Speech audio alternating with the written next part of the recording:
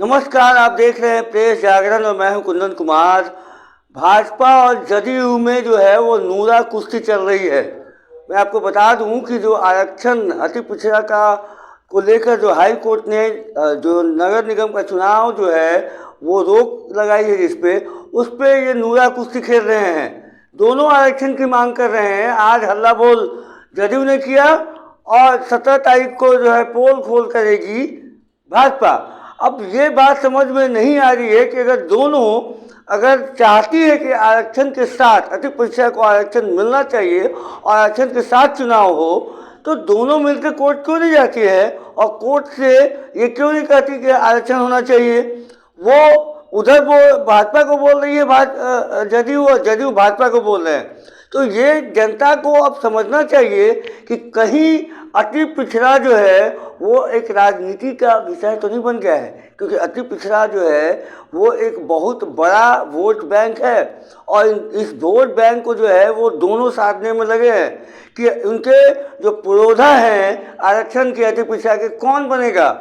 कहीं भाजपा भी लाइन में है, जदयू भी देश में है, वहीं राजद भी कहीं पीछे नहीं है। राजद को भी अति पिछड़ा उतना ही पसंद है। उनको पता है कि सिर्फ एमआई वोट से वो जीत नहीं सकते हैं।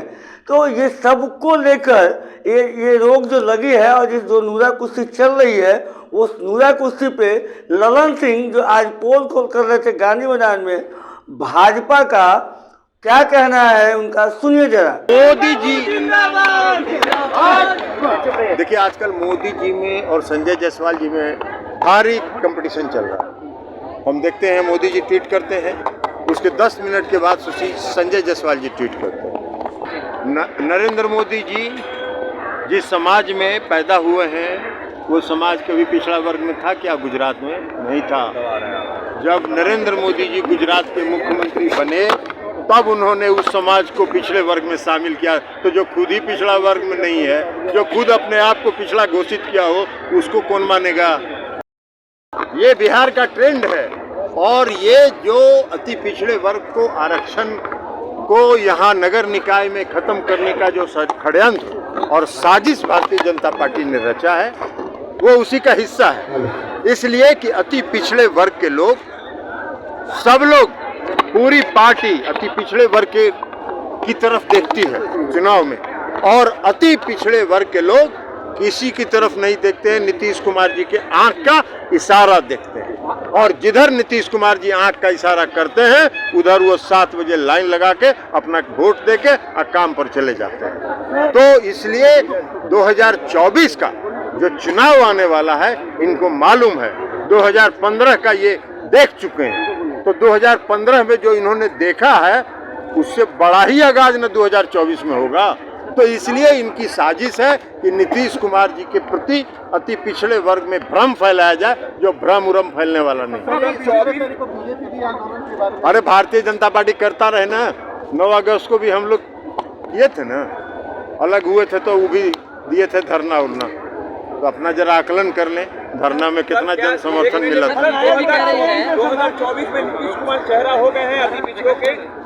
अरे 2000 हम अभी बिहार की बात हो रही है तो अब कहाँ देश में चले गए? सर बीजेपी कह रही है कि नरेंद्र मोदी जो है पिछड़ा मसीहा मान चुके हैं। नरेंद्र मोदी जी जिस समाज में पैदा हुए हैं वो समाज कभी पिछड़ा वर्ग में था क्या? गुजरात में नहीं था। जब नरेंद्र मोदी जी गुजरात के मुख्यमंत्री बने तब उन्होंने उस समाज को पिछड़े वर्ग में शामिल किया। तो जो खुद ही पिछड़ा वर्ग में नहीं है, जो खुद अपने आप को पिछड़ा घोषित किया हो, उसको कौन मानेगा? मोदी जी जायसवाल में मोदी जी, देखिए आजकल मोदी जी में और संजय जायसवाल जी में भारी कंपटीशन चल रहा है। हम देखते हैं मोदी जी ट्वीट करते हैं, उसके 10 मिनट के बाद संजय जायसवाल जी ट्वीट करते हैं। तो अभी मंत्रिमंडल का हो सकता है विस्तार होने वाला हो, इसलिए दोनों में कंपटीशन चल रहा है कि कोई उछल के पा जाए। तो शुभकामना है हम लोग की सुशील मोदी जी को पा लें, क्योंकि संजय जायसवाल जी का थोड़ा ग्राफ और जो तराजू है वो थोड़ा हल्का है, क्योंकि बीच में वो आरजेडी में भी चले गए थे, आरजेडी से चुनाव भी लड़े थे। तो उनका कोई लॉयल्टी किसी पार्टी के प्रति नहीं रही है। सुशील जी तो बेचारे सब दिन बीजेपी में रहे, तो उनका पलड़ा थोड़ा भारी हो सकता है। सर भाजपा ने ये भी कहा है कि आप लोग धरना करते रह जाएंगे लेकिन कोई बात नहीं मानेगी। हाँ, ये 2015 में भी बोल रहे थे, आप भी उनकी बात सुन रहे थे, तो आप भी सुन लीजिए आगे भी। तो भाजपा पे हमलावर हो रहे हैं और अपने आप को अति पिछड़ा का पुरोधा बता रहे हैं, आरक्षण का जो हितैषी बता रहे हैं। वो उनका कहना है साफ साफ कि जदयू ही अति पिछड़ा के आरक्षण को लागू करवाई थी और वो चाहती है कि अति पिछड़ा के साथ चुनाव हो, और भाजपा कभी नहीं आरक्षण के समर्थन में रही है, वो हमेशा से विरोध में ही रही है। बहरहाल जो भी हो, अब ये मामला कहाँ तक पहुँचेगा, सुप्रीम कोर्ट में ये मामला जाएगा और जाने के बाद क्या होता है, क्या निर्णय आता है, ये तो बात देखने लायक होगी।